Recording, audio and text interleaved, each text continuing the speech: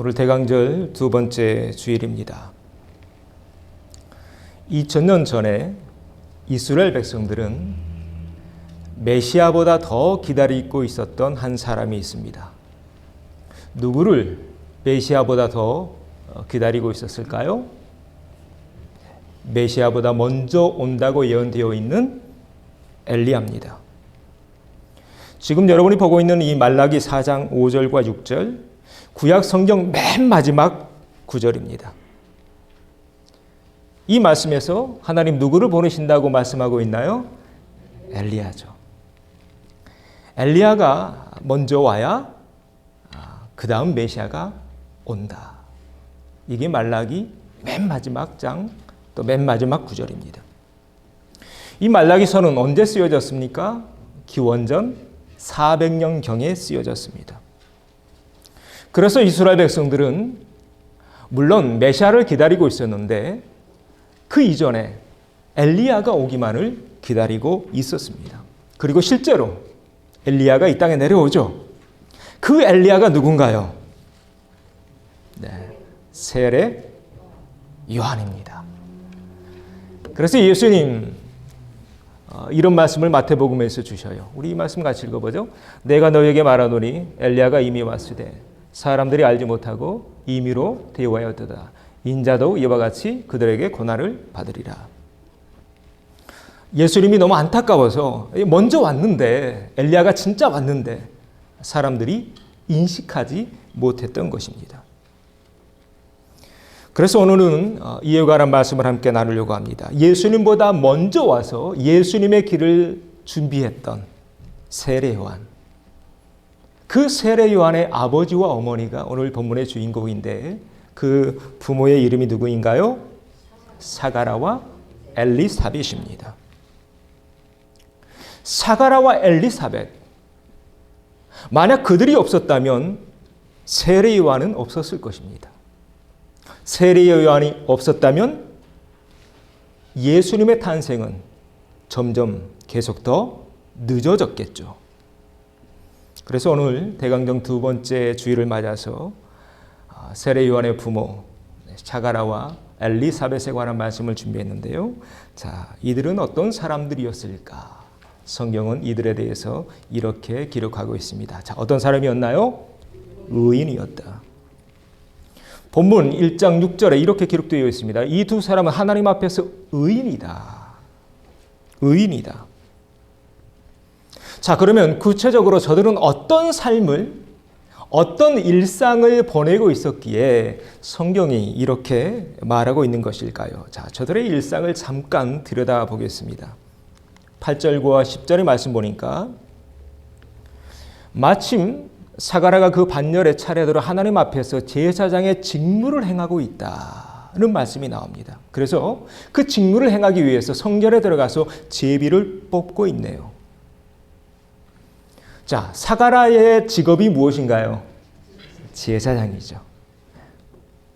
그의 일상을 지금 우리가 잠깐 들여다보고 있는데 오늘도 그는 그의 직무, 그의 과제, 그의 사명을 다하기 위해서 어디로 가고 있어요? 어디를 향해? 하나님이 계시는 성전을 향해 가고 있습니다. 그리고 자신이 맡을 일이 무엇인가 알아보기 위해 제비를 뽑고 있네요. 그 당시 성전에서 여러 가지 일이 있었는데 제비를 뽑아서 일을 정했다고 합니다. 왜냐하면 다들 좀 좋아 보이는, 중요해 보이는 그런 일을 하고 싶어 했기 때문에 평등하게 일을 분배하기 위해서 제비 뽑기를 했습니다. 잠깐 사진 하나를 보여드리겠습니다. 그 당시 헤롯 성전입니다. 이스라엘 역사에서 성전은 총 3번 나옵니다. 첫 번째 성전은 누가 지었나요? 다윗과 솔로몬이 짓죠. 두 번째 성전은 누가 짓나요? 포로 귀환한 뒤에 스룹바벨이 짓게 됩니다. 그리고 그 성전도 다 무너지죠. 그 다음 맨 마지막 성전을 유대의 왕이었던 누가 짓습니까? 헤롯 대왕이 짓습니다. 원래 헤롯 왕은 유대인이 아니에요. 이두메 출신이에요. 이방인이었는데 왕이 돼요. 돈이 굉장히 많았거든요. 그래서 그 유대 왕이라는 그 칭호를 로마 시저에게 가서 사옵니다. 정치 자금을 대서. 그래서 이방인임에도 불구하고 유대 왕이 됐어요. 그런데 이스라엘 사람들이 헤롯을 안 좋아하는 거예요. 왜 안 좋아했을까요? 유대인이 아니니까. 그래서 지은 건물이 이 헤롯 성전입니다. 신약에 보면 헤롯 왕이 성전을 짓고 있는데 예수님 당시에도 계속 그 성전을 짓고 있는 그 과정 중이었어요. 헤롯 왕이 몇 년 동안 이 성전을 지었는지 아십니까? 40년 동안 짓습니다. 그런데 예수님이 이렇게 말하죠. 성전을 향해서 백성들이 너무 좋아하고 멋있어하고 또 자랑하니까 예수님이 이런 말씀을 해요. 돌 위에 돌 하나도 남지 않고 다 무너지리라. 네. 바로 예수님이 예언했던 그 성전이 바로 이 헤롯 성전입니다. 그리고 정말로 무너지죠. 자, 헤롯 성전인데요. 이때 제사장들은 이 성전에서 어떤 일을 할 건가를 제비를 뽑았어요. 자, 어떤 일이 또 어떤 제비가 있었냐면 첫 번째 제비를 뽑게 되면 이 앞에 보이는 이게 번제단인데요. 여기에서 이제 짐승을 태우는 그것을 우리가 번제단이라고 합니다. 이 번제단을 청소하는 일, 첫 번째 제비에 뽑히면 하게 되는 일입니다. 두 번째 제비에 뽑히면 이게 성전인데 성전이 성소와 휘장으로 갈라진 이 안에 지성소가 있죠. 여러분 다 아시죠? 네. 이 성소 안에 바로 조그마한 그 인형 같은 그 사람인데요. 제사장입니다. 제사장 바로 앞에 분향단이 있어요. 그래서 여기에 향을 피우는 일을 하게 됩니다. 두 번째 제비를 뽑은 그 제사장이. 자, 그래서 이 분향단을 손질하는 그 일을 두 번째 제비에 뽑힌 그 제사장이 하게 됩니다. 세 번째 그 제비를 뽑으면요, 여기 또 제사장이 있죠. 이 제사장이 하나님께 향을 드리고 이 향을 다 드린 다음에 밖으로 나와서 여기 제사장 뜰이라고 하는데요. 이 뜰에 모여 있는 백성들에게 마지막 축복 기도를 합니다. 오늘날 모든 예배가 뭐로 끝나나요? 축도로 끝나는 그 시작이 바로 이겁니다. 제사장이 하나님께 분향을 드리고 향을 올려드리고 나와서 이 밖에서 백성들이 다 모여 있는 거예요. 왜? 백성들은 이 성소에 못 들어가잖아요. 그래서 백성들을 대신해서 제사장이 향을 올려드리고 밖으로 나와서 축복 기도를 해줘야 백성들은 다 끝나고 이제 집에 돌아가는 그런 식으로 예배가 제사가 올려드렸습니다. 네 번째 제비 뽑기에 걸리면 어떤 일을 했냐면 이 번제단에서 이제 짐승을 잡아 하나님께 올려드리는 그런 일, 태우는 일을 담당을 했습니다. 그래서 그날도 사가라는 아침 일찍 이제 성전으로 출근합니다. 그리고 제비 뽑기를 했습니다. 어떤 제비에 뽑히게 되냐면 가장 중요한 하나님께 향을 올려드리고 끝나면 나와서 백성들에게 뭐예요? 축도하는 일, 가장 중요한 일을 사가라가 담당하게 됩니다. 그래서 모든 백성들이 지금 이 제사장의 뜰에서 모여 있는 거예요. 누가 나오기를 기다리면서 제사장 사가라가 나와서 축도해야 끝나니까 예배가. 자, 오늘도 사가라는 이 사명, 이 일을 감당하기 위해 성전을 향해 가고 있습니다. 자, 이 대목에서 우리는 성경에서 말하고 있는 의인의 모습이 무엇인지를 보게 됩니다. 그가 그렇게 성전에 올라가서 그리고 자신의 일, 자신의 몫을 감당하고 있을 때 이제 천사 가브리엘이 나타나게 되죠. 지금 천사가 이렇게 분향하고 있을 때 이 성소 안에서 나타났던 것입니다. 그리고 그런 그를 성경은 오늘 이렇게 평가하고 있습니다. 자, 이 말씀 같이 읽어보죠. 이 두 사람이 하나님 앞에 의인이니 주의 모든 계명과 규례대로 흠이 없이 행하더라. 아멘. 여러분, 무엇이 의일까요? 성경에서 말하는 의라는 단어, 우리가 어떻게 살아야 하나님을 의롭다라고 평가해 주실까요? 지금 우리가 보고 있습니다. 주의 모든 계명과 규례대로 사는 것, 이것이 의인 줄로 믿습니다. 비가 오나 눈이 오나 자신의 자리 지켜가면서 오늘 사가랴처럼 묵묵히 성전을 향해 올라가는 것, 이것이 의인 줄로 믿습니다. 하나님이 나에게 주신 그 사명이 무엇이든 그것에 감사하며 흠없이 완수해내는 것, 그것이 바로 성경이 말하는 의입니다. 우리는 간혹 날씨에 따라서 왔다 갔다 할 때가 있어요. 날씨가 좋으면 교회 가고, 날씨가 나쁘면 오늘은 좀 쉴까? 혹시 여러분 오늘 아침에 오늘 날씨가 좀 굳었는데 그런 분들 계시나요? 네. 이런 못난 생각에 빠질 때도 있습니다. 또 시카고는 날씨가 추우니까 날씨가 추워지면 점점 그런 마음이 나도 모르게 내 안에서 일어나게 되죠. 제가 한국에서 목회하다가 이제 미국에서 목회한 지 이제 14년째 되는데요. 미국에서 목회하면서 이런 장로님을 봤습니다. 그분은 좀 반대더군요. 그분은 날씨가 나쁜 날에만 교회에 오셔요. 날씨가 좋으면 안 나오세요. 그래서 너무 걱정돼서 주일날 오후에 전화를 해봤습니다. 장로님, 어디 아프세요? 무슨 일 있으세요? 네. 그랬더니 그 장로님 어디 계셨을까요? 어떻게 아셔요? 오늘 설교물 보셨나? 이거 안 올려놨는데. 네. 그분은 날씨가 좋으면 항상 골프장에 가셔요.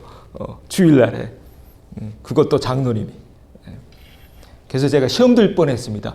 시카고에 있는 장로님들은 이런가? 그런 장로님들 처음 봤거든요. 그런데 그런 분들이 의외로 많은 것 같습니다. 날씨 따라서 교회 다니고 기분 따라서 봉사하고. 그러나 오늘 이 두 사람을 보십시오. 비가 오나 눈이 오나 기분이 좋으나 나쁘나, 심지어 그날 아침에 부부싸움을 했든 안 했든 자기 자리 지키고 있죠. 나에게 맡겨진 그 사명, 나에게 맡겨진 직분이 그것이 무엇이든, 내가 어떤 제비를 뽑았든 그 일에 최선을 다하고 있는 이 두 사람을 가리켜 뭐라고 말하고 있나요? 의인이라고 말하고 있는 것입니다. 우리가 신앙생활하면서, 교회 생활하면서 꼭 기억해야 될 것이 이것인 것 같습니다. 우리 모두는 지금 하나님 믿고 있는데, 여러분, 우리가 하나님 믿는 일에 기분에 따라 좌우되면 될까요? 안 됩니다. 여러분 꼭 기억하십시오. 하나님의 일은요, 내 기분 따라 하는 것이 아닙니다. 하나님의 일은요, 내 환경 따라 하는 것도 아닙니다. 일을 하다 보면, 또 하나님의 일을 하고 교회 생활 하다 보면 잘 될 때도 있고 안 될 때도 있습니다. 내 마음에 들 때도 있고 내 마음에 들지 않을 때도 있습니다. 그렇다고 해서, 잘 안 된다고 해서, 내 마음에 안 든다고 해서 신앙생활을 그렇게 갈팡질팡하면 안 된다는 것입니다. 왜인가요? 하나님은 우리에게 그렇게 대우받으실 만한 분이 아니시기 때문입니다. 오늘 우리가 보고 있는 이 주인공 사가랴와 엘리사벳, 이 둘도 마찬가지였습니다. 여러분, 저들이 지금 하나님 믿고 있죠? 또 제사랑 가정입니다. 이 가정에는 뭐 항상 좋은 일만 있었겠습니까? 그렇지 않았을 겁니다. 하나님 믿고 있음에도 불구하고 좋지 않은 일, 또 남모를 이런저런 문제를 가지고 있었을 것입니다. 그리고 실제로 이 가정엔 큰 문제가 하나 있었습니다. 바로 이것입니다. 어떤 문제인가요? 네, 자식이 없어요. 아내가 잉태를 못했다. 여러분 한번 생각해 보십시오. 지금 저들이 이 문제를 놓고 하나님께 기도 안 했을까요? 저들이 이 문제를 놓고 하나님 아들이든 딸이든 하나만 주세요. 이렇게 하나님께 매달리지 않았을까요? 그런데 나이가 점점 들어감에도 불구하고 아무런 응답이 없네요. 시간이 지나면 지날수록 이 심리적인 압박이 점점 커졌겠죠. 심리적인 압박이 커지면 나도 모르게 내 입에서 거친 말이 나오죠. 아마 이 일로 인해서 부부싸움도 했을 것입니다. 아마 이 문제를 놓고 서로를 의심했을 것입니다. 누구의 잘못이지? 누구 때문이지?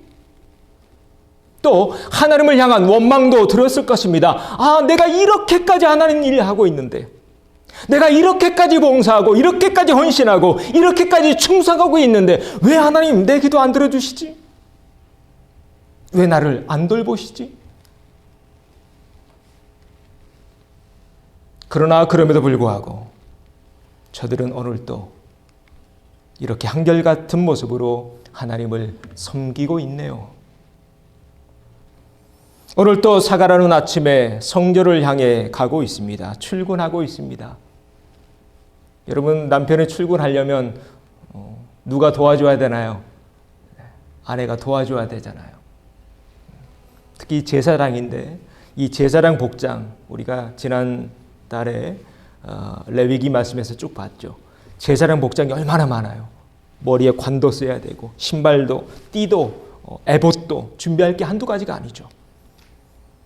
이날 아침도 묵묵히 아내는 남편을 뒷바라지합니다. 밥도 챙겨주고 의복도 챙겨주고, 그리고 사가라 오늘 또 묵묵히 성전을 향해 한 걸음 한 걸음 발을 내딛고 있습니다. 성경에서 말하는 의가 무엇인가? 여러분, 바로 이런 모습이 의인의 모습입니다. 이것이 신앙의 기본입니다. 내 상황과 형편이 어떠하든, 나에게 어떤 문제가 있든 없든 그 문제를 초월해서, 내 감정을 초월해서 한결같은 모습으로 하나님 앞에 서는 삶, 이것이 의인의 모습인 것입니다. 예시편 기자는 이런 노래를 남겼습니다. 자, 우리 같이 읽어보죠. 눈물을 흘리며 씨를 뿌리는 자는 기쁨으로 단을 거두리로다. 여러분, 농사꾼이 뭐 좋은 일만 있나요? 여러분, 하나님 믿는 것도 마찬가지입니다. 하나님 믿을 때 뭐 항상 좋은 일만 있을까요? 모든 게 다 응답되기만 할까요? 꼭 그렇지만은 않습니다. 많은 시간이 필요하고 많은 노력이 필요한 경우도 있습니다. 우리가 지금 공동체를 이루고 살고 있는데 가끔 가슴 아픈 일도 있죠. 눈물을 흘릴 때도 있습니다.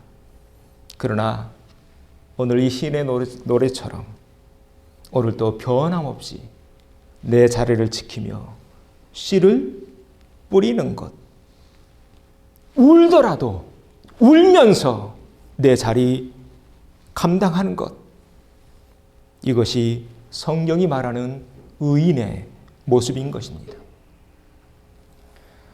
세례 요한의 부모 샤가라와 엘리사벳은 이런 삶을 살았습니다.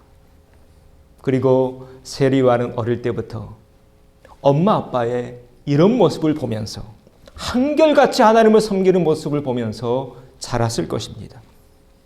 그러했기에 세례 요한 또한 그 힘든 광야 세월을 버텨낼 수 있었던 거겠죠.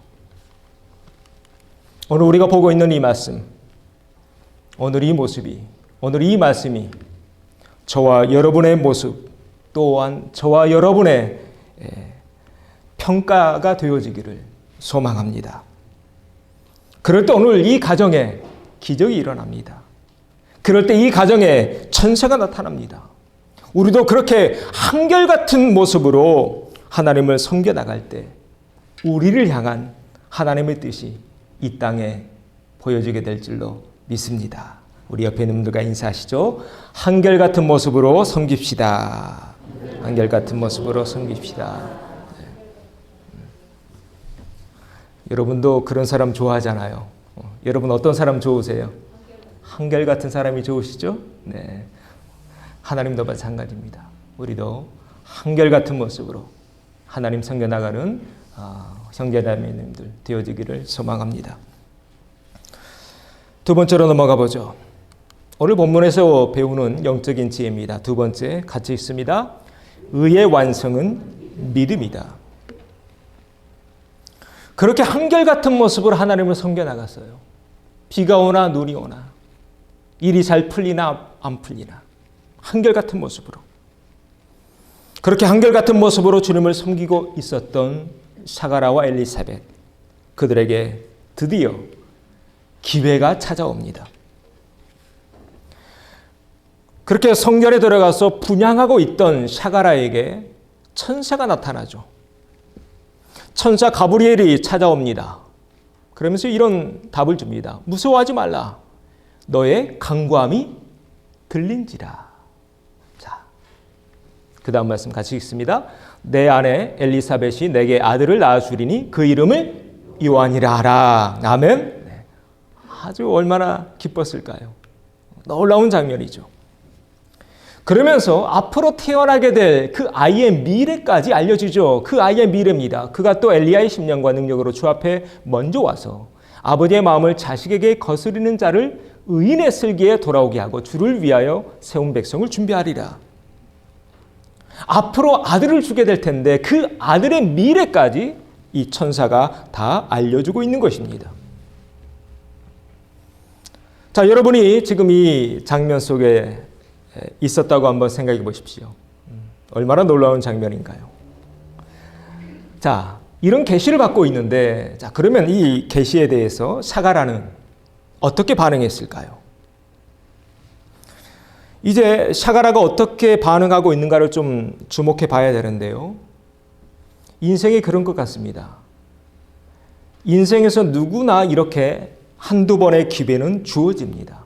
중요한 것은 그 기회에 내가 어떻게 반응하느냐에 따라서 인생이 달라지죠. 자, 그러면 사가라는 어떻게 반응했을까? 자, 이렇게 답하는데요. 자, 사가라의 답 같이 읽습니다. 내가 이것을 어떻게 알리오? 내가 늙고 아내도 나이가 많으니이다. 네. 안타까운 장면입니다. 사가라가 이렇게 답하고 마는데요. 이건 천사가 원하는 답이 아니었던 것 같습니다. 그래서 사가라는 이제 어떻게 되나요? 네, 말을 못하는 벙어리가 되어버립니다. 자, 지금 성소에 들어가서 분향하고 있을 때 지금 이런 일들이 쭉 벌어지고 있는데요. 지금 백성들은 어디 있어요? 밖에서 사가라가 나오기만을 기다리고 있죠. 그런데 사가라가 지금 말 못하는 벙어리가 되어버렸어요. 그래서 나와서 이렇게 축도해야 되는데 두 손만 올리고 말은 못하고 있는 거예요. 이렇게. 네. 아주 민망한 장면을 우리가 지금 보고 있습니다. 자, 이 대목에서 하나님 왜 사가라의 입을 막아버리셨을까요? 왜 갑자기 말 못하는 벙어리 되게 하셨을까요? 이유가 있습니다. 두 번째 소주제, 바로 이 사실을 그에게 알려주기 위해 의의 완성은 믿음이다. 앞에서 우리는 사가라가 얼마나 철저하고 완벽한 삶을 살았는지를 보았습니다. 그는 하나님의 율법대로 말씀을 철저하게 지키며 살았습니다. 그러나 성경에서 말하는 의로운 삶은 그렇게 율법적인 삶이 다가 아닙니다. 거기에 한 가지가 더해져야 되는데요. 그 한 가지가 무엇인가요? 믿음입니다. 믿음입니다. 우리가 신학에서 잘 알고 있는 바리새인들도 마찬가지죠. 바리새인들은 얼마나 철저하게 살았습니까? 일주일에 2번 금식했죠. 그러나 그 바리새인들에게도 딱 하나 부족한 게 있어요. 뭐가 부족했나요? 믿음이 부족합니다. 그래서 성경은 우리에게 이렇게 말합니다. 믿음이 없이는 하나님을 기쁘시게 하지 못한다. 하나님께 나아가는 자는 반드시 그가 계신 것과 또한 그가 자기를 믿는 자들에게 상 주시는 이심을 믿어야 할지니라. 오늘 사가라에게 빠져 있는 것 뭐예요? 믿음이라는 단어입니다. 하나님을 믿고 있어요. 철저하게 지키고 있어요. 율법대로 살고 있어요. 그런데 뭐가 빠져 있나요? 믿음이 빠져 있습니다. 이런 사가라의 모습을 보면서 우리가 한 가지를 깨닫게 됩니다. 아, 그것도 가능하구나. 믿음 없이 교회 생활하는 것도 가능하다는 것. 믿음 없이 봉사할 수도 있고요. 믿음 없이 직분 맡을 수도 있습니다. 심지어 지금 사가라는 믿음 없이 그의 직업이 뭐예요? 제사장이잖아요. 믿음 없이 제사장 노릇도 할 수 있습니다. 그러나 하나님이 우리에게 원하시는 건 뭔가요? 믿음입니다. 그래서 하나님 그게 싫었던 거예요. 사가라에게 다 갖춰져 있어요. 그런데 이 믿음이 빠져 있었던 겁니다. 하나님은 사가라가 계속해서 그의 인생 속에서 그렇게 믿음 없는 종교인으로 살아가는 것 원치 않으셨습니다. 그래서 그의 입을 벙어리 되게 하셔요. 그래서 말을 못하죠. 몇 달 동안? 10달 동안. 아기 10달 뒤에 나오잖아요. 여러분, 우리가 신앙생활하면서 꼭 기억해야 될 게 이겁니다. 우리에게 행위도 중요하지만 또 뭐가 있어야 될까요? 믿음입니다. 여러분, 자동차가 바퀴가 적어도 2개는 있어야 굴러가잖아요. 행위만 있어서는 안 돼요. 또 반대로 믿음만 강조해도 안 돼요. 그래서 성경은요, 믿음을 강조하는 로마서도 있고 행위를 강조하는 야고보서도 있는 것입니다. 바라기는 저와 함께 신앙생활하고 있는 모든 분들, 행위와 믿음이 균형 잡힌 그런 성숙한 하나님의 사람들 되어주시기를 바랍니다. 네, 우리 옆에 있는 분들과 이렇게 인사하시죠. 균형 잡힌 크리스찬 됩시다. 균형 잡힌 크리스찬 됩시다. 네. 제가 추구하는 목회이기도 합니다. 네. 저는 항상 이 두 개의 균형을 맞추려고 부단히 애를 씁니다. 어떨 때는 행위를 강조할 때도 있고요. 어떨 때는 믿음을 또 강조할 때도 있습니다. 반드시 이 밸런스가 잘 맞춰져 있어야 합니다. 그래서 지금 사가라의 입을 막으셨어요. 그에게 믿음이 빠져 있으니까. 그러면서 이제 사가라를 점점 믿음의 사람으로 만들어 가는데, 자, 여기서 이제 좀 더 깊이 들어가 보죠. 그러면 우리가 하나님 믿는 이 과정 속에서 우리에게 왜 그렇게 그토록 믿음이 중요할까? 자, 이제 세 번째입니다. 같이 읽습니다. 믿음이 우리를 은혜로 이끈다. 그렇게 10달 동안 사가라는 말 못하는 벙어리가 됩니다. 그리고 드디어 이제 세례 요한이 태어나죠. 그때 그의 입술을 여십니다. 자, 하나님 지금 10달 동안 그의 입을 막아놨다가 다시 풀어주고 있는데 왜 10달 동안 입술을 닫아 놓으셨을까요? 네. 왜 하나님 10달 동안 뱃속에서 세례 요한이 커가고 있는 그 10달 동안 입술을 닫아 놓으셨을까? 아마 하나님 그렇게 생각하셨던 것 같습니다. 이 사가라의 입술을 10달 동안 닫아 놓지 않으면 10달 동안 계속 어떤 말만 쏟아내요? 네, 믿음 없는 불신에 속한 말들. 계속해서 그런 부정적인 말들, 믿음 없는 말들. 10달 동안 계속 쏟아내면 옆에 있는 그 엘리사벳이 얼마나 피곤했겠습니까? 남자가 은퇴하고 집에 있으면 말이 많아진다고 하죠. 네. 아마 사가라도 지금 말을 못해서 더 이상 출근 못하잖아요. 집에서 계속 10달 동안 있어야 되는데 10달 동안 집에 있는 이 남편이 계속 간섭하고 믿음 없는 말하고 부정적인 말하면 엘리사벳이 너무 힘들까 봐. 누구를 위해서? 엘리사벳을 위해서 아마 그 입술을 좀 닫아놓지 않으셨을까. 또 뱃속에 있는 세례 요한을 위해서. 남편이 계속 이 부정적인 말만 하면 얼마나 그 태교에 안 좋겠어요. 그래서 하나님이 이 10달 동안 입을 닫아 놓으신 것 같습니다. 자, 그렇게 10달이 지났습니다. 10달이 지난 뒤에 그의 입술을 풀어 주시는데, 그러면 구체적으로 언제 그의 입술이 풀리게 되나요? 그 판에 이름을 쓰죠. 샤가라가. 뭐라고? 요한이라고 쓸 때 샤가라의 입술이 풀리게 됩니다.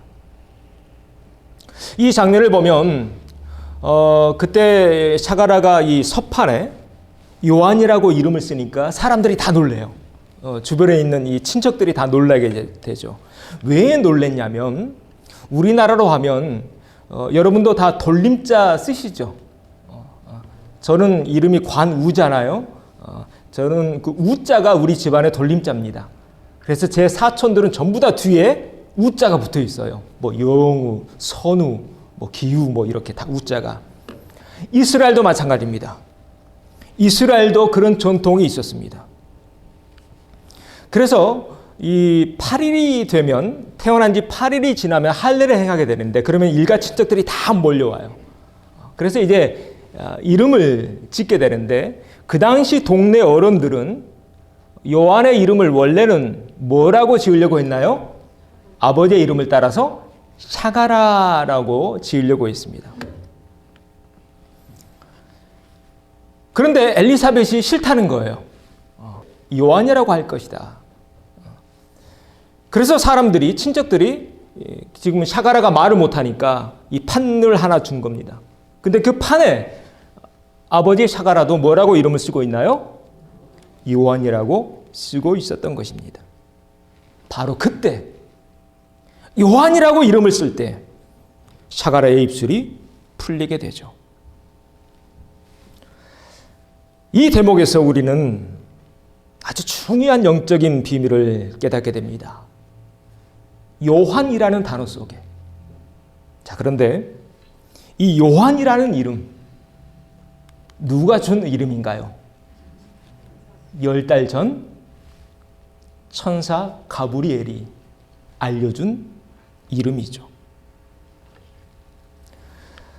주석을 찾아봤더니 요한이라는 이름의 뜻을 보니까 이런 뜻을 가지고 있었습니다. 우리 같이 읽습니다. 하나님은 은혜로우시다. 바로 이것입니다. 하나님이 왜 10달 동안이나 그의 입술을 닫아 놓으셨을까? 왜 또 그 서판에 요한이라는 그 이름을 콕 집어서 쓸 때 그의 입이 풀렸을까? 바로 이 사실을 깨닫게 하기 위함인 것입니다. 어떤 사실을? 하나님은 은혜로우시다라는 사실을. 이 사실을 깨닫는데 샤가라는 몇 달의 시간이 필요했나요? 10달의 시간이 필요했습니다. 그래서 샤가라가 지금 말 못하고 있는 이 10달의 시간은 그가 믿음의 사람으로 거듭난 회심의 시간이었던 것입니다. 그리고 이제 그 믿음으로 어린 아들 요한을 광야로 보내죠. 그래서 빈들로 떠나 보내게 되는데, 여러분 한번 생각해 보십시오. 늦은 나이에 얻은 아들입니다. 하나밖에 없는 아들입니다. 그래서 광야로 보내서 나실인으로 키우게 되는데, 여러분 이제 아시죠? 나실인이 무슨 뜻인지. 우리가 지난주에 큐티에서 나눴죠? 나실인. 그래서 요한은 어릴 때 광야로 보내집니다. 어떻게 이런 결단이 가능했을까요? 이젠 깨달았기 때문입니다. 뭘 깨달았을까요? 이 모든 것이 다 하나님의 은혜라는 것. 하나님의 은혜라는 것. 이렇게 믿음은 우리를 하나님의 은혜로 끌고 갑니다. 확실히 믿기는 오늘 사가라가 자신에게 천사가 나타나고 또 10달 동안 말을 못하고 또 서팔에 요한이라고 이름을 쓸 때 그의 입이 풀리는 그 모든 과정을 통해서 하나님의 은혜임을, 나의 모든 것이 다 하나님의 은혜, 내가 살고 있는 것도 나에게 아들이 주어진 것도 이 모든 것이 다 하나님의 은혜임을 깨달았듯이 오늘 이 자리에 있는 우리 또한 이 모든 것 하나님의 은혜임을 깨닫고 있는 하나님의 사람들인 줄로 믿습니다. 우리 이렇게 한번 고백해 보십시다. 모든 것이 하나님의 은혜입니다. 아멘. 모든 것이 하나님의 은혜다. 세례요한이 태어난 가정, 이런 가정이었습니다. 행위와 믿음이 균형 잡힌 가정, 하나님의 은혜로 살아가는 그런 가정. 예수님의 재림을 준비하고 있는 이 귀한 절기에 우리 교회에 속한 모든 가정들 또한 이와 같은 가정 되기를, 그래서 이 대강절기 또 특별히 우리가 쉽지 않은 시간들을 지나가고 있지만 그 모든 것 하나님의 은혜로 이겨내는 복된 시간들 되어지기를 주의 이름으로 축원합니다.